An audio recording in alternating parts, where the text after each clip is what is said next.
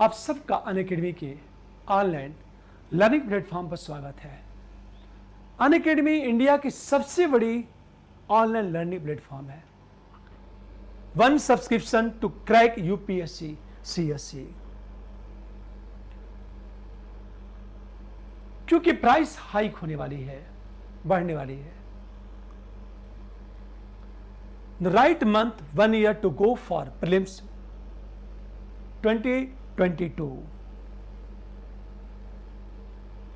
की हम बात करें। ये देखो आप India's most comprehensive UPSC test series की हम बात करें। बहुत सारी किताबें उपलब्ध हैं, टेस्ट सीरीज उपलब्ध है और ये किताबें इंडिया के बेहतरीन टीचर के द्वारा लिखी गई हैं। New batches for UPSC CSC 2021, 2022, 2023 aspirants. India के बेहतरीन टीचर से पढ़ने का मौका। प्लस कोर्स, इस पर जो सब्सक्रिप्शन है प्लस आइकॉनिक, दो तरह का सब्सक्रिप्शन है आपको। अब देखो आप, मैं अनअकैडमी के चैनल पर फिलॉसफी जा रहा हूं पढ़ाने, दर्शन शास्त्र। यदि हम दर्शन शास्त्र की बात करें,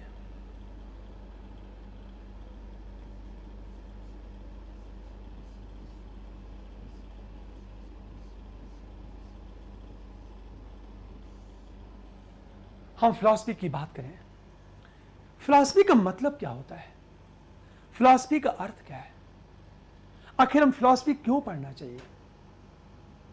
सामान्य भाषा में देखा जाए, सामान्य भाषा में, कि ये जो फिलॉसफी है, दर्शन शास्त्र, ये हिंदी मीडियम में सबसे ज्यादा पॉपुलर और स्कोरिंग सब्जेक्ट है।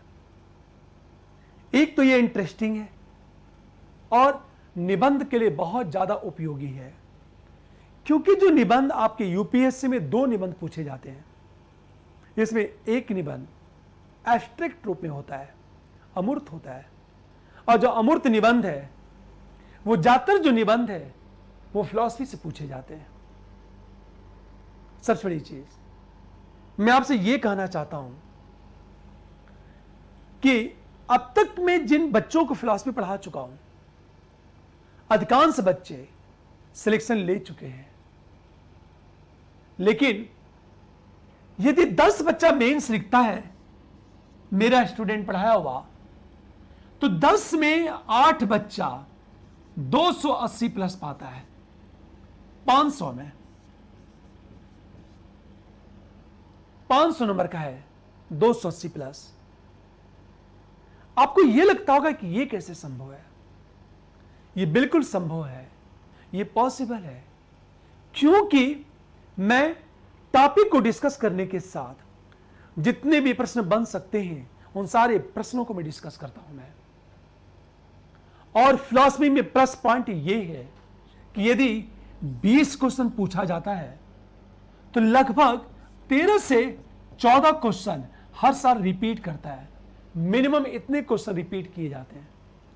अब सोचो, यदि 13 से 14 क्वेश्चन रिपीट कर रहा है, आप 10 साल का पेपर सॉल्व कर लो, आप उसका आंसर तैयार कर लो आप लोग, तो 13 से 14 क्वेश्चन आपको बहुत इजीली मिल जाएंगे। और ये 14 प्रश्न अच्छे हो गए, बचे 6 क्वेश्चन। 6 क्वेश्चन थोड़ा मीडियम भी रहेगा तो भी आप 280 क्रॉस कर जाओगे आप। इसलिए मैं कहना चाहता हूं, फिलॉसफी बहुत इंटरेस्टिंग सब्जेक्ट है ये। अब सोचो जरा आप, जब हम फिलॉसफी की बात करते हैं,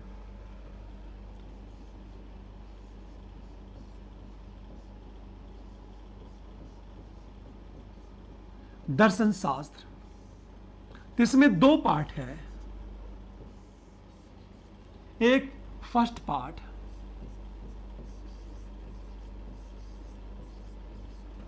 और दूसरा है आपका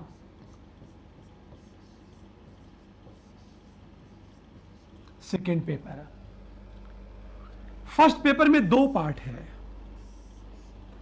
एक पाश्चात्य दर्शन,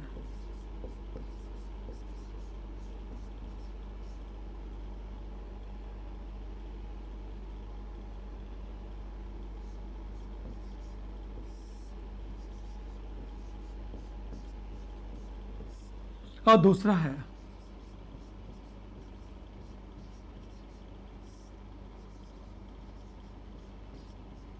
भारतीय दर्शन। सेकेंड पेपर में आपको क्या पढ़ना है? सामाजिक राजनीतिक दर्शन,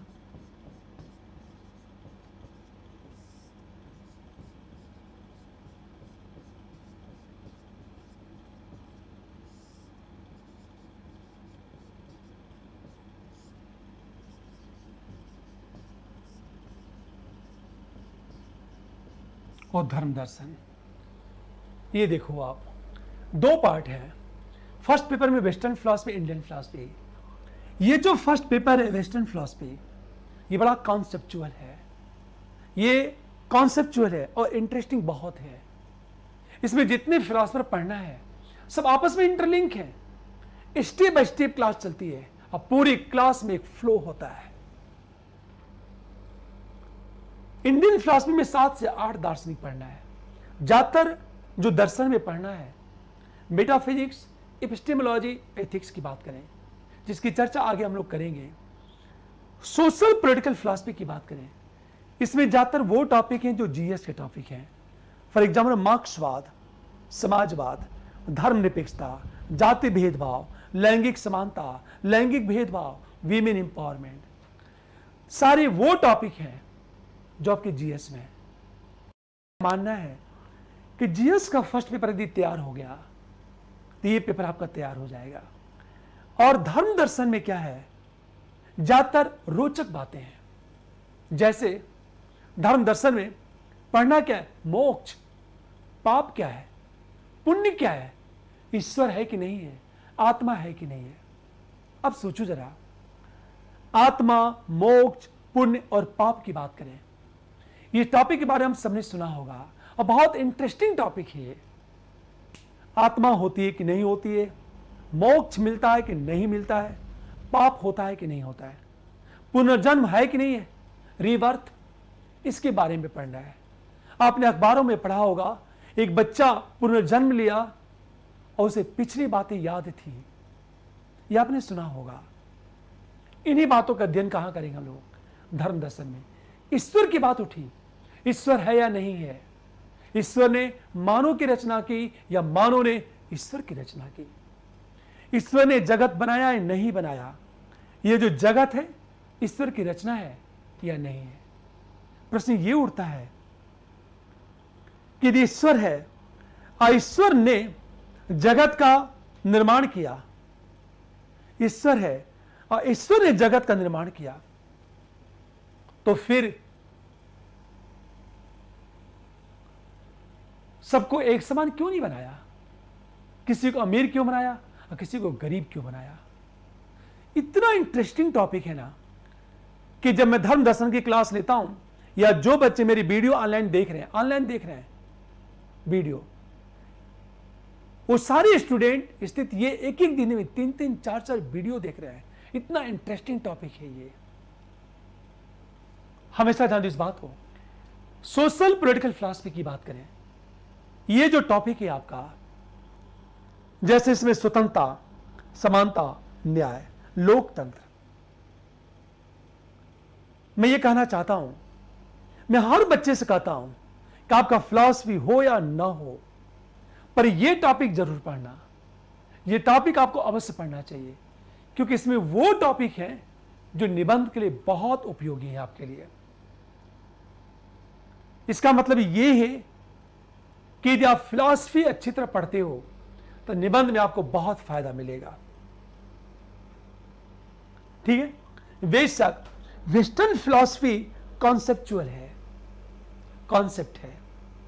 अब ये 2 पेपर की बात करें, इसका मैं क्या करता हूं, पढ़ाने के बाद 10 से 15 पेज का एक चार्ट बनाता हूं। चार्ट 10 से 15 पेज का एक चार्ट बनाता हूं।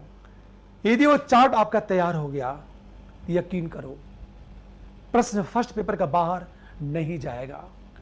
मैं शुरू में, क्योंकि कुछ टॉपिक हैं, जगत, आत्मा, ईश्वर, ज्ञान, इन्हीं के बारे में सभी दार्शनिकों ने अपने अपने विचार व्यक्त किए हैं। जगत है या नहीं है, जगत का निर्माण कैसे होता है, आत्मा है कि नहीं है, आत्मा एक है कि अनेक है, आत्मा की विशेषता क्या है, केवल इन्हीं का तो अध्ययन करना आपको। अब सोचो जरा, यदि वो 10 से 15 पेज आपका जो चार्ट बनवाऊंगा वो तैयार है, तो यकीन करो आपका प्रश्न बाहर नहीं जाएगा, प्रश्न बाहर नहीं जाएगा। अब मैं बात करता हूं, जब भी हम फिलॉसफी की बात करता हूं तो फिलॉसफी में 15 से 20 शब्द हैं।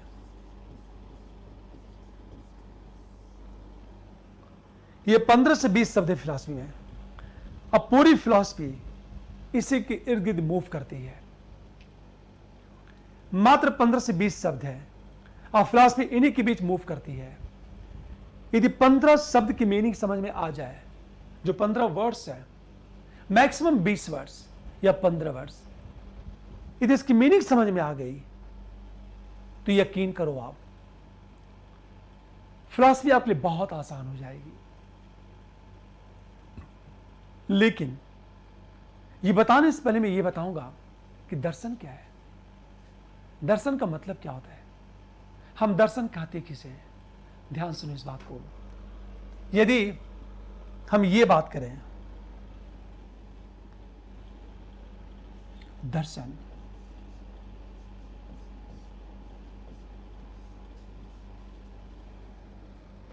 दर्शन का अर्थ होता है सत्य की खोज।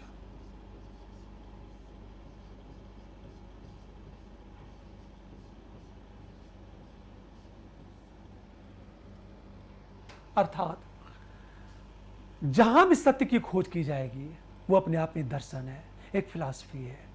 सत्य की खोज, मैंने क्या कहा, हम सभी लोग सत्य की खोज कर रहे हैं। मेडिकल साइंस सत्य की खोज कर रहा है,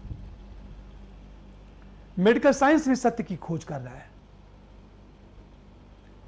कि इस रोग का मूल कारण क्या है, इस वायरस को कैसे नष्ट किया जाए। फॉर एग्जाम्पल, कोरोना वायरस को कैसे समाप्त किया जाए, सत्य की खोज। नासा या दुनिया के वैज्ञानिक लगातार इस बात की खोज कर रहे हैं, लगातार इस बात की खोज कर रहे हैं कि एलियंस की सत्ता है या नहीं है। इस पूरे ब्रह्मांड में क्या कोई ऐसा पिंड है जहां जीव जंतु रहते हो, जहां जीवन जीने के लिए मूलभूत चीजें उपलब्ध हो, जहां पानी हो। दुनिया के सभी साइंटिस्ट लगातार इस चीज की खोज कर रहे हैं। दर्शन, सत्य की खोज। मैंने क्या कहा आपसे, हम सबके घरों में जो रोटियां बनती है ना, रोटियां किस टेम्परेचर पर रोटियों को पकाया जाए, वहां भी सत्य की खोज हो रही है। सब्जी में मसाला, नमक और तेल किस अनुपात में डाला जाए ताकि सब्जी स्वादिष्ट हो, वहां भी तो सत्य की खोज की जा रही है, वो भी तो दर्शन ही है। इसका मतलब ये है, दुनिया में कोई ऐसी चीज नहीं जो दर्शन से बाहर की चीज हो। हमेशा ध्यान दें इस बात को। अब देखो, जब भी हम सत्य की खोज करते हैं तो दो बातें करते हैं, निष्पक्ष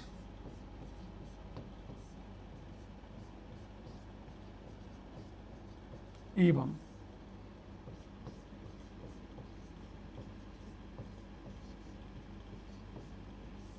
हम तार्किक विश्लेषण की बात करते हैं। निष्पक्ष एवं तार्किक हम विश्लेषण की बात करते हैं। निष्पक्ष का मतलब होता है पूर्वाग्रहों से मुक्त हो जाना, प्रिजुडिस। और तार्किक जब विश्लेषण की बात करते हैं तो दो बातें हैं,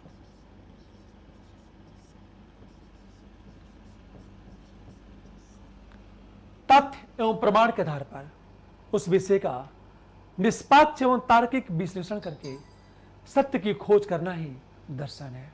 याद रखना, मैंने क्या कहा, सत्य की खोज, तथ्य और प्रमाण के आधार पर उस विषय का निष्पक्ष और तार्किक विश्लेषण करके सत्य की खोज करना, यही तो दर्शन है। अब सोचो आप, इसका मतलब क्या चीज है? जहां भी सत्य की खोज की जाएगी वहां तार्किक विश्लेषण अवश्य होगा। फॉर एग्जाम्पल हम ये कहें, एक जज जब निर्णय देता है किसी केस के संबंध में, तो सबसे पहले यह जानना जरूरी है कि सत्य क्या है। और सत्य को जानने के लिए जज क्या करता है? उस केस का तथ्य प्रमाण के आधार पर निष्पक्ष और तार्किक विश्लेषण करता है। क्यों? ताकि सत्य को जान सके। और जब तक वो सत्य को नहीं जानेगा तब तक सही डिसीजन नहीं दे पाएगा। इसे देखा होगा, पुलिस क्या करती है? तथ्य प्रस्तुत करती है, गवाह प्रस्तुत करती है, और जज उस तथ्य प्रमाण के आधार पर उस केस का निष्पक्ष और तार्किक विश्लेषण करता है। ये पॉइंट क्लियर? ये देखो आप, यही सत्य की खोज है। इसका मतलब क्या चीज है? एक जज दार्शनिक होता है, जज दार्शनिक होता है। एक प्रशासक क्या करता है? प्रशासक क्या करता है? डिसीजन लेने से पहले, निर्णय लेने से पहले उस केस का या उस विषय वस्तु का निष्पक्ष और तार्किक विश्लेषण करता है ताकि सत्य को जान सके। इसे राजा प्लेटो ने क्या कहा? प्लेटो ने कहा राजा को दार्शनिक होना चाहिए और दार्शनिक को राजा होना चाहिए।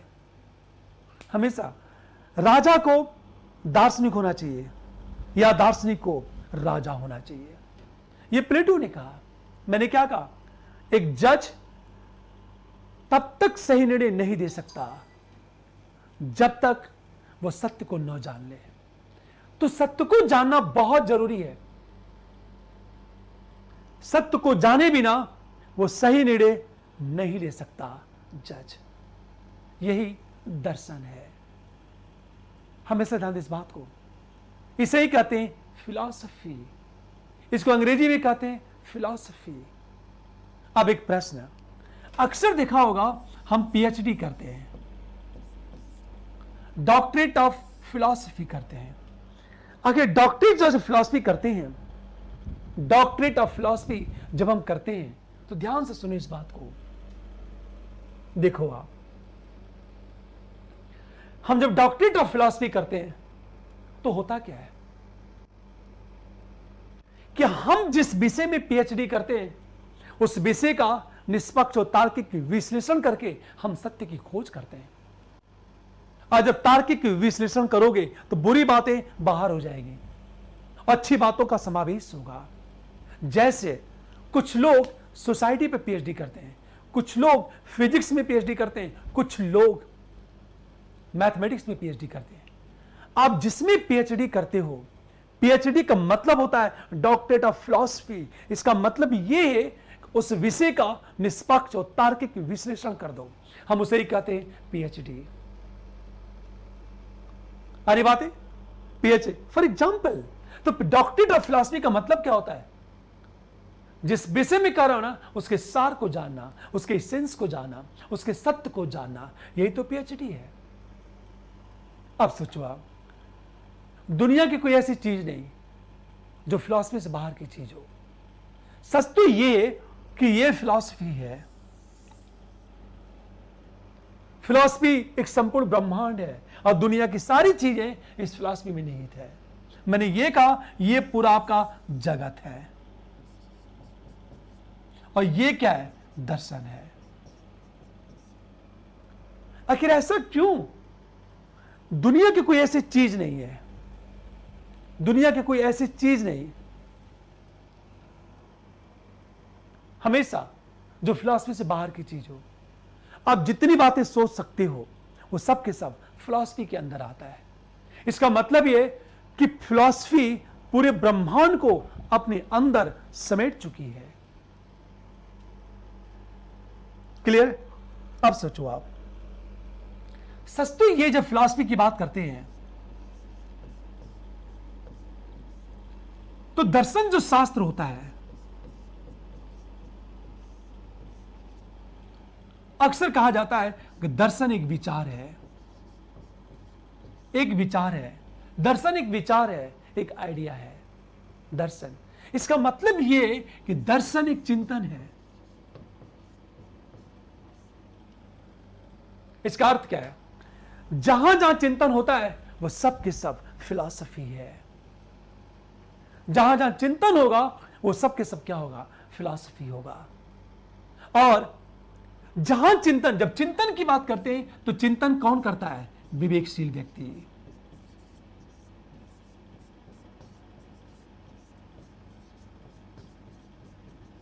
यह चिंतन करता है। तो जहां चिंतन होगा वहां दर्शन होगा। और चिंतन कौन करेगा? विवेकशील। और विवेक किसके पास है? मानव के पास। इसे दर्शन किसके लिए? मानव के लिए है। इसका मतलब यह, चिंतन केवल वही जीव कर सकता है जिसके पास विवेक है।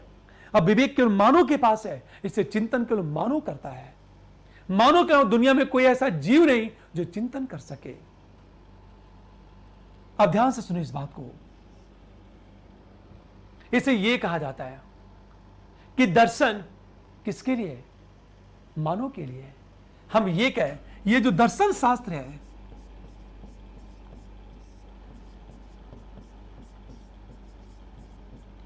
यह मानव के लिए है। क्लियर? अब ध्यान से समझो इस बात को। एक प्रश्न उठा, दर्शन शास्त्र, चूंकि हर मानव चिंतन करता है, हर मानव चिंतन करता है, और जो चिंतन करेगा वो दार्शनिक होगा, और जो दार्शनिक होगा वो चिंतन करेगा। फर्क ये, कुछ लोग ज्यादा चिंतन करते हैं, कुछ लोग कम चिंतन करते हैं, पर चिंतन तो हर जगह होता है। इस हक्सले ने यह कहा कि समाज का विभाजन, यह कहा जाता है, हक्सले ने यह कहा कि समाज का विभाजन दार्शनिक और अदार्शनिक के बीच नहीं होना चाहिए, बल्कि कम दार्शनिक और अधिक दार्शनिक के बीच होना चाहिए। हरी बातें, सिंपल चीजें देखा जाए तो हमेशा ध्यान दियो इस बात को।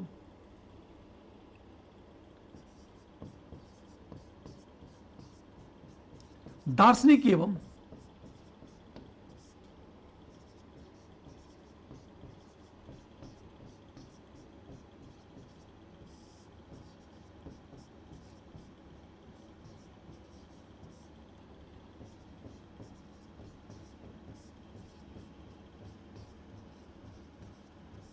बल्कि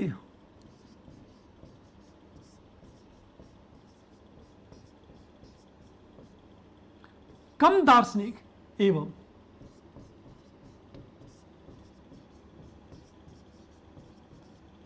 अधिक दार्शनिक के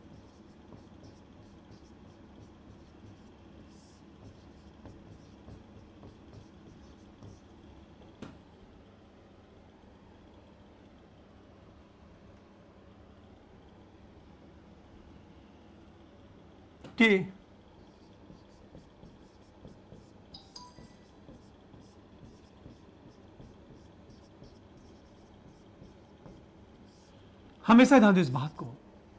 कितनी अच्छी बात है। हक्सली ने क्या कहा कि विभाजन दार्शनिक और अदार्शनिक के बीच मत करो आप, बल्कि कम दार्शनिक और अधिक दार्शनिक के बीच करो। क्योंकि दार्शनिक तो सभी हैं, क्योंकि सभी चिंतन करते हैं। कुछ ज्यादा चिंतन करते हैं, कुछ कम चिंतन करते हैं, पर चिंतन सभी करते हैं। ये फिर एक प्रश्न उठा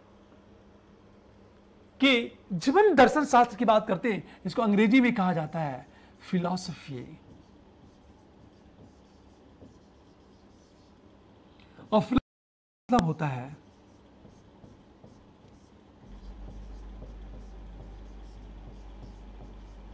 ज्ञान के प्रति प्रेम। यह फिलॉसफी का अर्थ होता है ज्ञान के प्रति प्रेम, ज्ञान के प्रति लगाव। इसका मतलब यह, जो ज्ञान के प्रति प्रेम है उसे फिलॉसफी कहते हैं। अरे बात है, डिवोशन फॉर नॉलेज, ज्ञान के प्रति प्रेम, इसे कहा जाता है फिलॉसफी। अब सोचो, जहां ज्ञान के प्रति प्रेम होगा, स्वाभाविक है वह व्यक्ति ज्ञानी बनने की कोशिश करेगा। इसका मतलब ये, जो फिलॉसफर होता है वो ज्ञान को पाने की कोशिश करता है और जिज्ञासा को शांत करने की कोशिश करता है। ये क्लियर? थोड़ा सा अंतर देखते हैं हम लोग। अंतर ये है कि जब हम फिलॉसफी की बात करते हैं, प्रश्न ये उठा, इसका उपयोग क्या प्रशासन में? हम क्यों फिलॉसफी पढ़ते हैं? वेस्टर्न फिलॉसफी, इंडियन फिलॉसफी में एक बेसिक डिफरेंट क्या है? अरे बात है, मैं बेसिक चीज बता रहा हूं आपको। आखिर वहां चिंतन क्यों किया जाता है, यहां चिंतन क्यों किया जाता है? वेस्टर्न फिलॉसफी और इंडियन फिलॉसफी की बात करें, दोनों में यदि डिफरेंट की बात किया जाए तो जो वेस्टर्न फिलॉसफी का फिलॉसफर का उद्देश्य क्या है? क्यूरियोसिटी, जिज्ञासा को शांत करना। जबकि इंडियन फिलॉसफर का उद्देश्य क्या है? दुखों को समाप्त, दुखों का विनाश और मोक्ष की प्राप्ति। ये अंतर है दोनों में। वेस्टर्न फिलॉसफी और इंडियन फिलॉसफी की हम बात करें, ये अंतर है दोनों में, इंडियन फिलॉसफी और वेस्टर्न फिलॉसफी में। क्लियर? अब देखो आप, हम जब भी फिलॉसफी की बात करते हैं, जब फिलॉसफी की बात करते हैं, आखिर फिलॉसफी में पढ़ना क्या है? फिलॉसफी किन बातों पर बल देती है? तो जब हम दर्शन शास्त्र की बात करते हैं, एक बात याद रखना,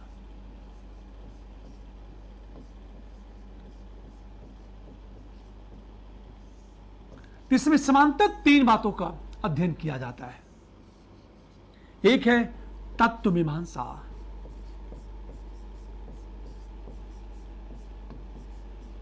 मेटाफिजिक्स कहते हैं। दूसरा है ज्ञान मीमांसा,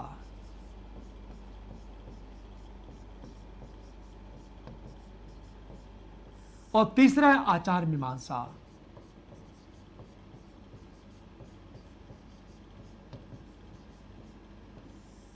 देखो आप, इसे कहते हैं मेटाफिजिक्स।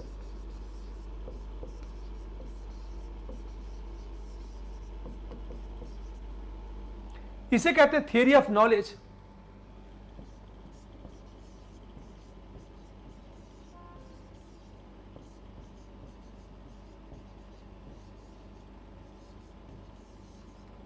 और इसे कहते हैं एथिक्स।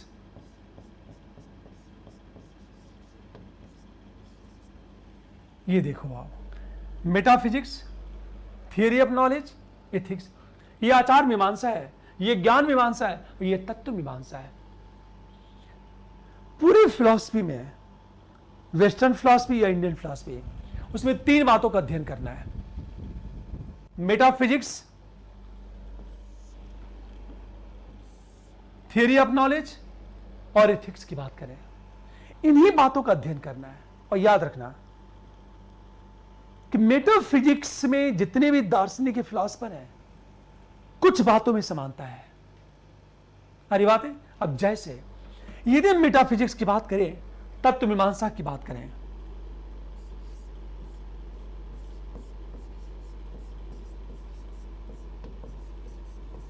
हम तत्व मीमांसा की बात करें, तो तत्व मीमांसा में तीन बातों का अध्ययन करेंगे हम लोग। जगत,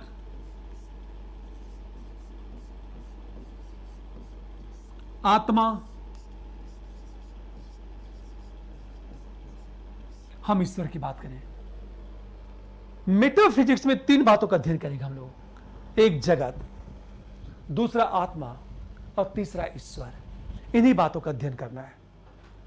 इसका मतलब है जो भी दार्शनिक तत्व मीमांसा की बात करेगा, वह जगत की बात अवश्य करेगा, आत्मा की बात अवश्य करेगा और ईश्वर की बात अवश्य करेगा।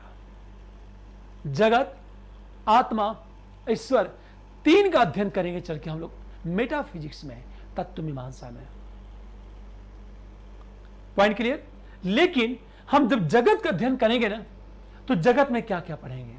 ध्यान दो, हम जब जगत में पढ़ेंगे तो पहली बात,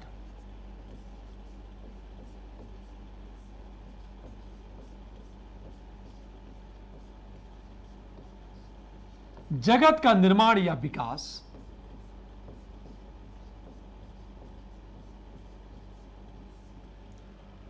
कि जगत का निर्माण होता है कि जगत का विकास होता है। और जब निर्माण की बात करेंगे तो दो विचारक, एक तो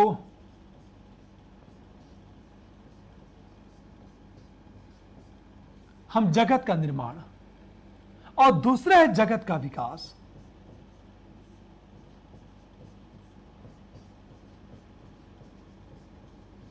दर्शन में दो ही मत है। कुछ विचारक कहते हैं कि जगत का निर्माण होता है और कुछ विचारक कहते हैं नहीं, जगत का विकास होता है। निर्माण और विकास को लेकर डिबेट है। जो निर्माण की बात करता है उसे सृष्टिवाद कहते हैं, जो विकास की बात करता है उसे विकासवाद। ये जो मत है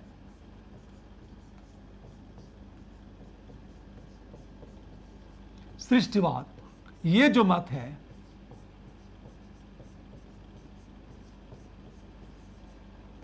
विकासवाद। अंतर ध्यान से समझो इस बात को। एक जगत का निर्माण सृष्टिवाद की बात करता है, जगत का विकास विकासवाद की बात करता है। इसी पर चल के हम लोग अध्ययन करना है। दूसरा जब बात करेंगे जगत में व्यवस्था,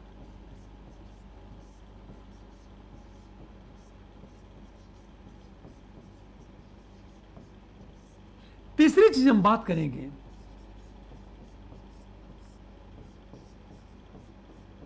नित्य, इटर्नल।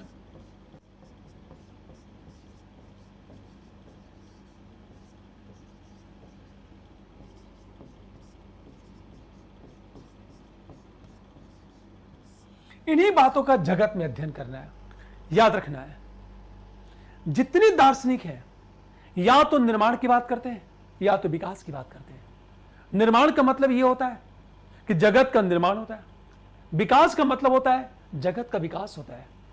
दूसरी चीज, जगत में व्यवस्था की बात की जाती है। जगत जो वर्ल्ड है, ये जो ब्रह्मांड है, इसमें व्यवस्था कहां से आई। और तीसरी चीज, जगत नष्ट होता है या नहीं नष्ट होता, जगत नित्य है या अनित्य है, इसी पर डिबेट है दर्शन में। हमेशा दर्शन में इसी पर डिबेट है। देखो आप, क्लियर? अब ध्यान से समझो इस बात को। देखो ध्यान से समझो इस बात को। दो चीजें आई, जगत का निर्माण या विकास की बात करें। आप इससे देखो, आप इस पर दर्शन में कितना डिबेट है। निर्माण होता है या जगत का विकास होता है, ये बेसिक चीज है और पूरी फिलॉसफी का इसेंस है। सोचो आप, जैसे हम बात करें कि दो चीजें,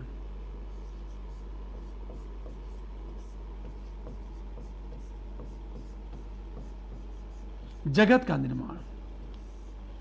जब निर्माण की बात की गई तो दो प्रश्न उठा। अरे बात है, जगत का निर्माण कैसे?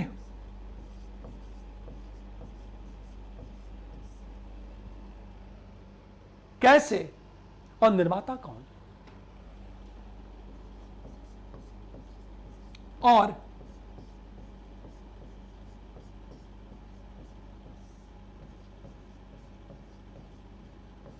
निर्माता कौन है?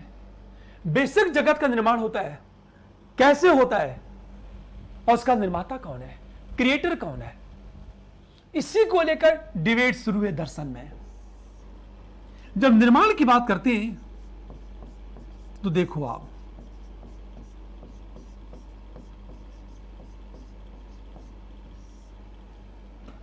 कुछ लोगों ने कहा कि जगत का जो निर्माण है, जगत का निर्माण परमाणु से होता है।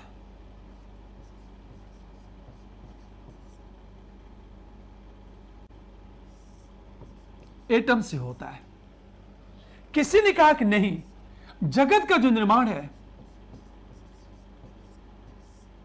अचित नामक तत्व से होता है। और किसी ने कहा कि जगत का निर्माण प्रकृति से होता है। देखो आप, इसी को लेकर दर्शन में डिबेट है। कि जगत का निर्माण किससे होता है। कुछ दार्शनिकों ने कहा प्रमाण से, कुछ ने कहा अचित नामक तत्व से, और किसी ने कहा प्रकृति से होता है जगत का निर्माण। इसी पर डिबेट है दर्शन में। हम जब प्रमाण की बात करते हैं तो दो प्रमाण की बात की गई, जड़ परमाणु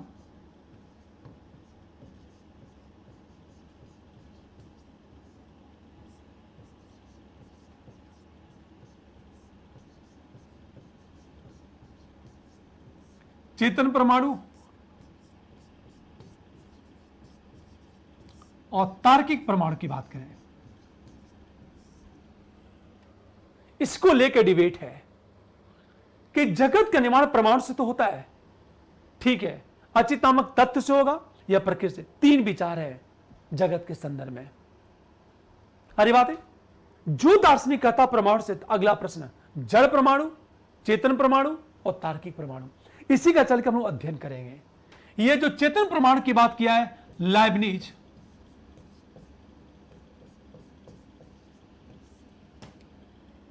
और इसकी बात किया है रसेल। लेकिन जब जड़ प्रमाण की बात उठी ना, तो ध्यान देखना,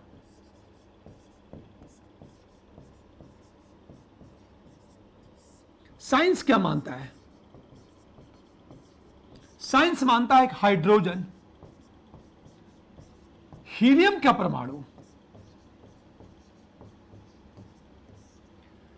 हाइड्रोजन हीलियम के परमाणु से जगत का निर्माण होता है, यह साइंस मानता है। दार्शनिक क्या मानते हैं? मानते हैं कि पृथ्वी, जल, वायु, अग्नि,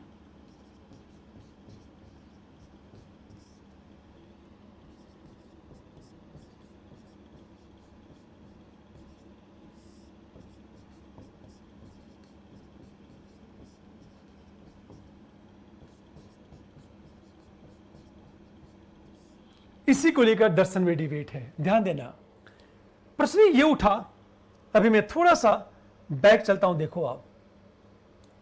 तत्व मीमांसा में जगत, आत्मा, ईश्वर की बात उठी। जगत का निर्माण है विकास, तो दो मत आया। निर्माण उसे कहते हैं दर्शन में सृष्टिवाद, क्रिएशनिज्म कहते हैं उसे, और जगत का विकास इवोल्यूशनिज्म, विकासवाद की बात करते हैं इसे। फिर जगत में, दूसरी बात जगत में व्यवस्था, और तीसरी बात जगत नित्य है या अनित्य है। इसी पर डिबेट है दर्शन में। लेकिन हम जब आगे आएंगे तो निर्माण कैसे और निर्माता कौन, क्रिएटर कौन है, आरी बात है। तो जब निर्माण की बात उठी तो दर्शन में तीन बात है। किसी ने कहा जगत का निर्माण परमाणु से होता है, एटम से होता है, किसी ने कहा अचित नामक तत्व से, और किसी ने कहा प्रकृति से होता है। अब सोचो जरा, परमाणु से होता तो प्रश्न ये उठा, जड़ परमाणु, चेतन परमाणु, ये तार्किक परमाणु। लाइबनिज चेतन परमाणु की बात करता है, रसेल तार्किक परमाणु की बात करता है, और जड़ परमाणु को लेकर विवाद है। साइंस क्या मानता है कि हाइड्रोजन हीलियम के परमाणु से जगत का निर्माण, और दार्शनिक क्या मानते हैं, पृथ्वी, जल, वायु, अग्नि, आकाश की बात भी की जाती है, पर कॉमन चीज है चार चीज, पृथ्वी, जल, वायु, अग्नि के परमाणु से जगत का निर्माण होता है। अब देखो, इसी को लेकर डिबेट है, इसी को लेकर डिबेट है। फिर एक प्रश्न उठा, परमाणु से अपने आप होता है या कोई करता है? परमाणु से जगत का निर्माण अपने आप होता है या कोई करता है? इसी को लेकर डिबेट है। देखो आप,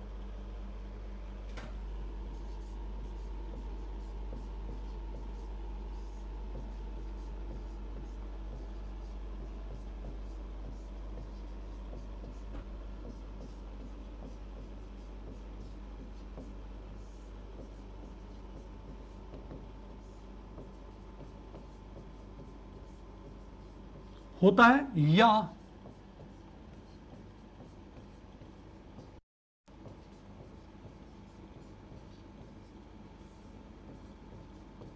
परमाणु से करता है।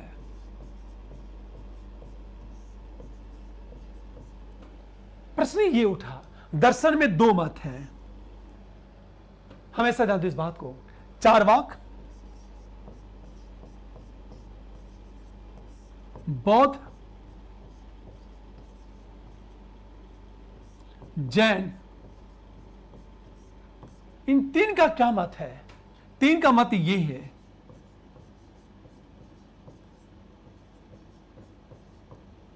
कि परमाणुओं से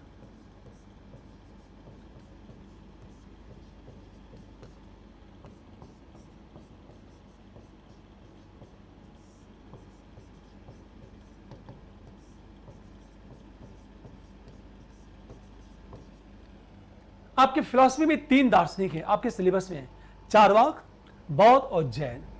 तीनों ही मानते हैं कि परमाणु से जगत का निर्माण स्वतः होता है, लेकिन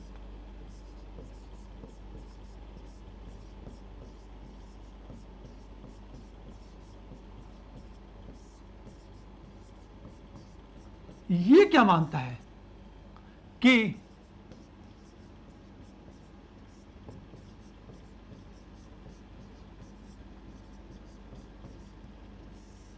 ईश्वर परमाणुओं से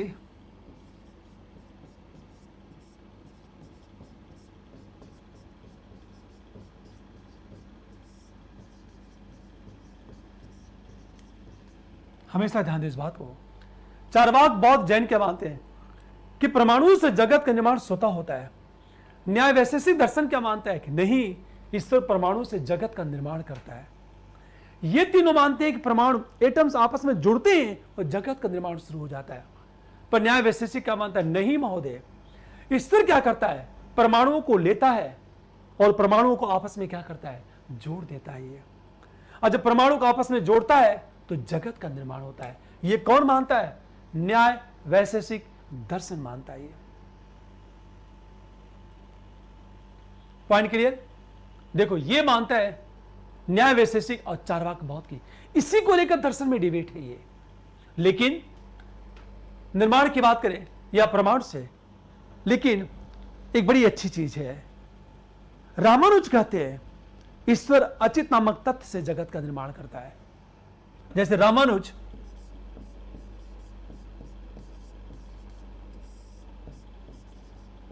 ईश्वर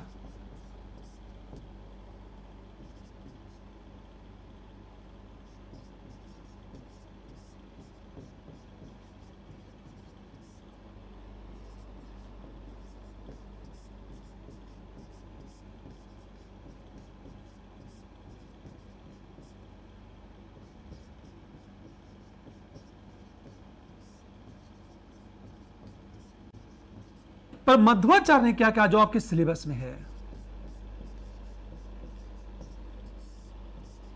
ईश्वर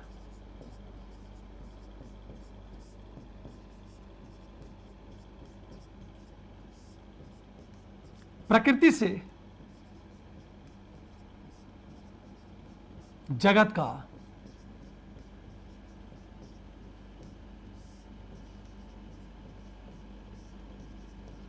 निर्माण करता है। ध्यान देना, रामानुज ने कहा ईश्वर अचित नामक तत्व अंश से जगत का निर्माण करता है, और मध्वाचार्य ने कहा नहीं, ईश्वर प्रकृति से जगत का निर्माण करता है।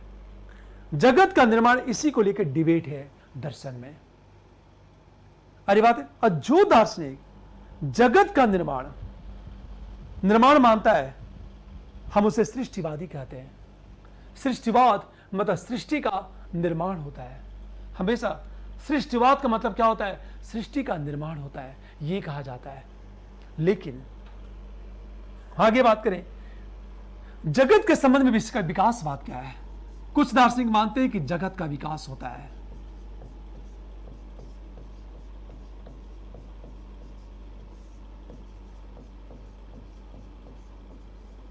जो ऐसा मानता है उसे विकासवादी कहा जाता है, इसे विकासवाद कहा जाता है। जैसे मैंने क्या कहा, सांख्य एक दार्शनिक है।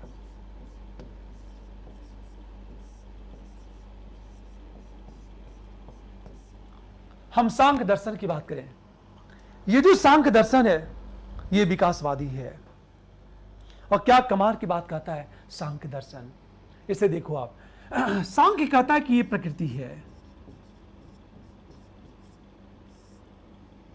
ये प्रकृति है, और इसी से क्या होता है? जगत का विकास होता है। ये आपका जगत है, ये आपका जगत है। जगत, जैसे एक छोटा सा एग्जांपल लेता हूं, ये एक बीज है। अब बीज से क्या बनता है? पेड़ बनता है। तो पेड़ का निर्माण नहीं होता, पेड़ का विकास होता है।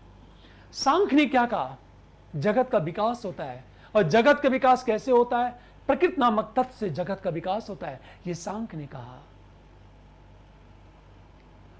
इसी को लेकर दर्शन में क्या है? डिबेट है। इसी को लेकर दर्शन में डिबेट है। यह ध्यान देना इस बात को।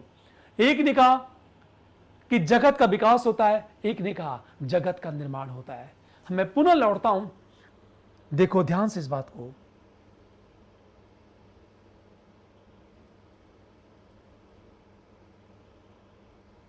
मैंने ये कहा जगत का निर्माण सृष्टिवाद, जगत का विकास विकासवाद। अब देखो, अब निर्माण प्रमाण से जड़ परमाणु, चेतन परमाणु, तार्किक परमाणु, ये की पॉइंट है। और मैं क्या करता हूं, जितने फिलॉसफर हैं सबका एक चार्ट बना देता हूं। जब मैं चार्ट बना दूंगा तो यकीन करो वहां से प्रश्न आपके बाहर नहीं जाएंगे। अंत में देखते हैं हम लोग। देखो, आप प्रमाण से जगत का निर्माण स्वतः होता है या कोई प्रमाण से करता है, इसको लेकर डिबेट है दर्शन में। इसी को लेकर दर्शन में क्या है? डिबेट है। हम लोग इसी का अध्ययन करेंगे मेटाफिजिक्स में। कुछ दार्शनिकों ने कहा जगत का निर्माण होता है और किसी ने कहा नहीं, जगत का विकास होता है। तो विकास का स्टेज बताता है कि विकास कैसे होता है, स्टेप बाय स्टेप बताता चलता हुआ। क्लियर? अब देखो जरा कि सांख्य ने क्या माना, इन्होंने क्या कहा। जो विकासवाद की बात करते हैं ये क्या मानते हैं। अंत में बात करते हैं जगत का निर्माण हो गया, जगत का विकास हो गया। फिर एक प्रश्न उठा कि जगत में व्यवस्था कैसे आती है। इसको लेकर दर्शन में डिबेट है। ये जैसे मैंने ये कहा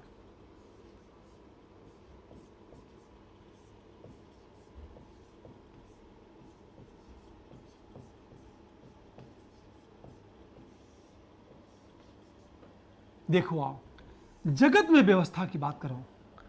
जगत में व्यवस्था आती कहां से है, किस रूप में आएगी जगत में व्यवस्था, इसको लेकर डिबेट है। ये सारी बातें दार्शनिकों में क्या डिबेट है, ध्यान से सुनने इस बात को।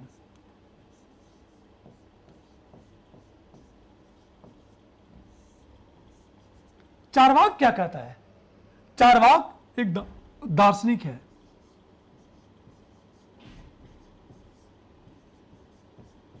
कि परमाणुओं से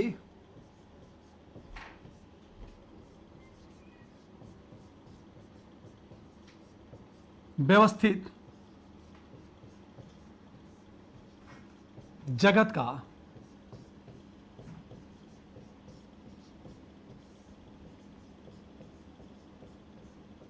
निर्माण होता है। यह चार्वाक ने कहा। चार्वाक ने कहा कि परमाणुओं का स्वभाव है, परमाणुओं का स्वभाव है व्यवस्थित जगत का निर्माण करना। यह परमाणुओं का स्वभाव है। तो परमाणुओं से व्यवस्थित जगत का निर्माण होता है, यह विचार दिया था चार्वाक ने। वो नेचर है, ईश्वर है ही नहीं, चार्वाक ये कहता है। लेकिन जैन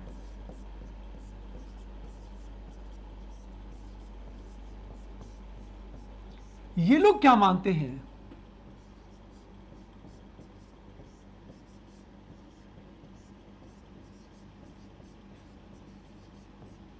कि जगत में जो व्यवस्था है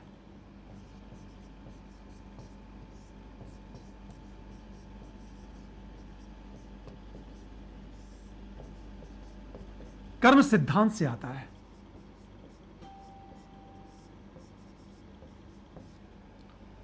जैन और बौद्ध दर्शन का मानना है कि जगत में जो व्यवस्था है वो कर्म सिद्धांत से आता है।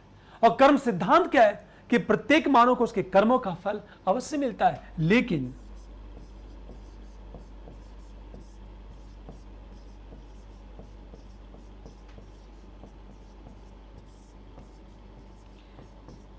ये पूरा सिलेबस है आपके। ये क्या मानता है?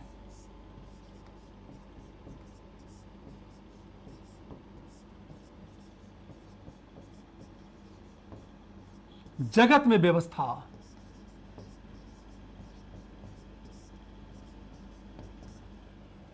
अब दर्शन में तीन बातें हैं। किसी ने कहा जगत में व्यवस्था अपने आप आती है, परमाणुओं का नेचर है एक व्यवस्थित जगत का निर्माण करना। लेकिन जैन कुछ दार्शनिक कहते हैं कि नहीं, जगत में व्यवस्था कर्म सिद्धांत से आती है। और न्याय वैशेषिक कहता है नहीं महोदय, जगत में व्यवस्था तो ईश्वर से आती है। क्लियर? कुछ लोगों ने कहा कि जगत में व्यवस्था आती कैसे है, इसे देखो आप, व्यवस्था आती कैसे है। चार्वाक कहता परमाणुओं से व्यवस्थित जगत का निर्माण होता है। जैन बौद्ध दर्शन क्या कहता है? जगत में व्यवस्था कर्म सिद्धांत से आता है। न्याय वैशेषिक कहता नहीं, जगत में व्यवस्था ईश्वर से आती है। सबने अपना अलग अलग विचार दिया कि जगत में व्यवस्था का आधार क्या है। सबका अपना अलग अलग मत था। इसी का अध्ययन करना है चल करके दर्शन में। हम लोग कितना सिस्टमेटिक है, व्यवस्थित है। और विश्वास करो, यकीन करो, मैं आपको नंबर दिलवा दूंगा मैं। क्लियर? अब ध्यान से सुनो इस बात को। आगे हम बात करते हैं जगत में व्यवस्था को लेकर। प्रश्न ये उठा कि जगत का निर्माण क्यों होता है, क्यों निर्माण होता है जगत का, और निर्माता कौन है, निर्माण का उद्देश्य क्या है। अरे बात है, निर्माण का उद्देश्य क्या है, इसका पर्पज क्या है। कुछ दार्शनिकों ने क्या कहा, देखो आप, कितनी अच्छी चीज है कि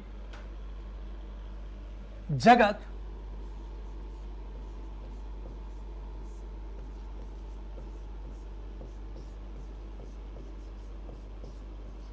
के निर्माण या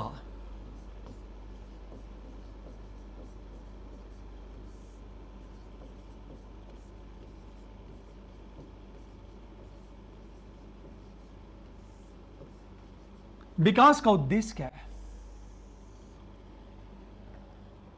क्या पर्पज है जगत के निर्माण या विकास का।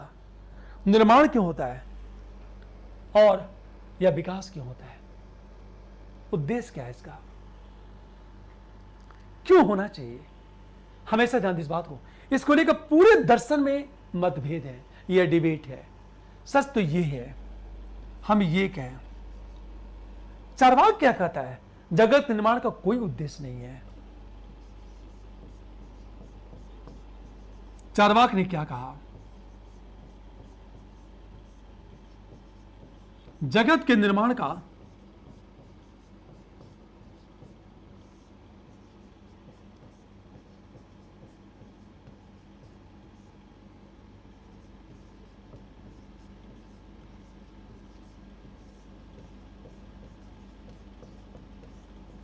नहीं है, इसके निर्माण का कोई उद्देश्य नहीं है, यह पर्पजलेस है, इसका कोई पर्पज नहीं है। लेकिन सांख्य से पूछा गया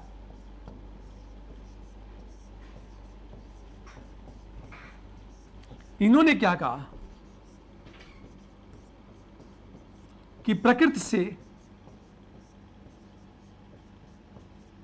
जगत के विकास का उद्देश्य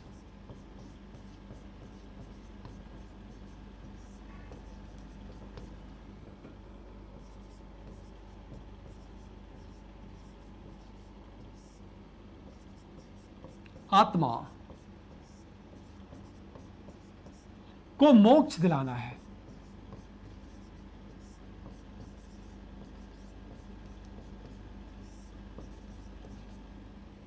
और तीसरी चीज, न्याय वैशेषिक क्या मानता है।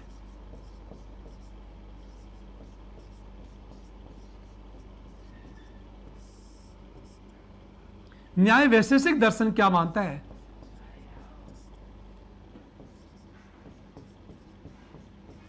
कि जीवों को उनके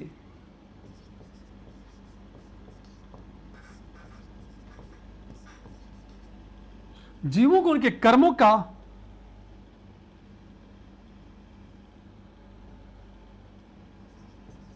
कि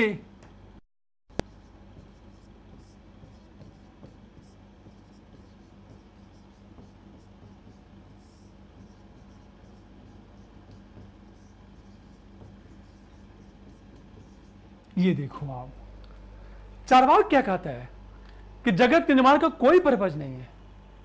सांख्य दर्शन क्या कहता है? पर्पज है। प्रकृति से जगत के विकास का उद्देश्य आत्मा को मोक्ष दिलाना है। आत्मा को वो पुरुष कहता है, पुरुष। न्याय वैशेषिक दर्शन क्या कहता है? जीवों को उनके कर्मों के फल का उपभोग कराना इनका उद्देश्य है। हमेशा ध्यान इस बात को, जीवों को उनके कर्मों के फल का उपभोग कराने के लिए ही जगत का क्या होता है? निर्माण होता है। लेकिन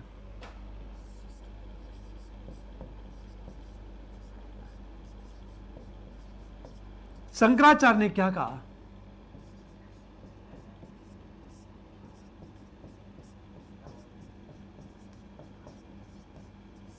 जगत का निर्माण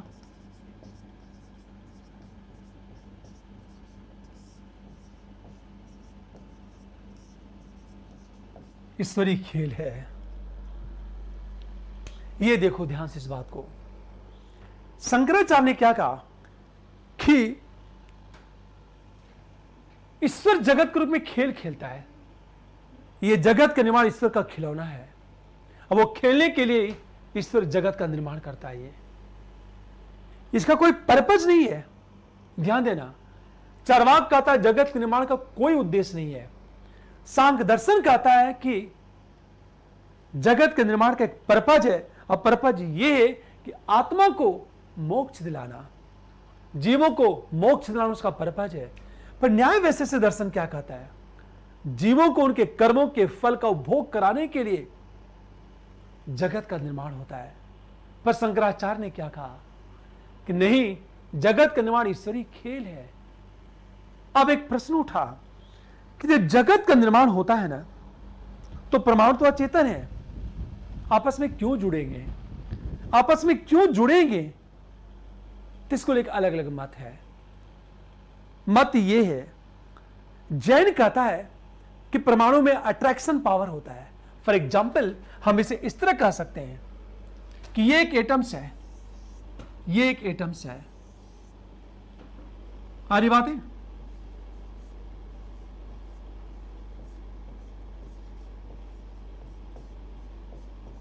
जैन दर्शन क्या कहता है? ये जड़ परमाणु है, ये भी जड़ परमाणु है। इसमें एक आकर्षण शक्ति होती है, आकर्षण शक्ति। ये जब आकर्षण शक्ति होती है, अट्रैक्शन पावर, आकर्षण शक्ति के कारण ये परमाणु आपस में जुड़ जाते हैं। इसका मतलब ये है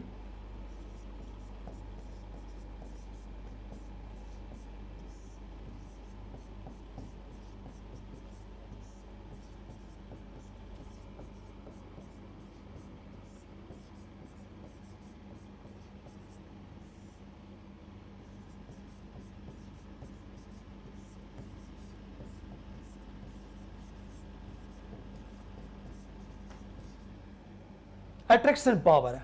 पर न्याय क्या मानता है? ये क्या कहता है? ये मानता है कि ये परमाणु है, ये परमाणु है, ये आपका ईश्वर है। ये परमाणुओं को पुश करता है, पुश करता है। जब परमाणुओं को पुश करता है तो ये परमाणु गतिशील होंगे और आपस में जुड़ते चले जाएंगे। न्याय विशेषज्ञ ये मानता है। जैन क्या कहता है? ये परमाणु में अट्रैक्शन पावर होता है, आकर्षण शक्ति होती है, जिससे ये परमाणु आपस में जुड़ते चले जाते हैं। और न्याय दर्शन क्या मानता है कि नहीं, ईश्वर इन परमाणुओं को पुश करता है, परमाणु जुड़ते चले जाते हैं और जगत का निर्माण होता है। यही है जगत। तत्व मीमांसा में जगत, आत्मा और ईश्वर की बात करेंगे। मैं ये बताना चाहता हूं हमारे पढ़ाने का तरीका क्या होगा।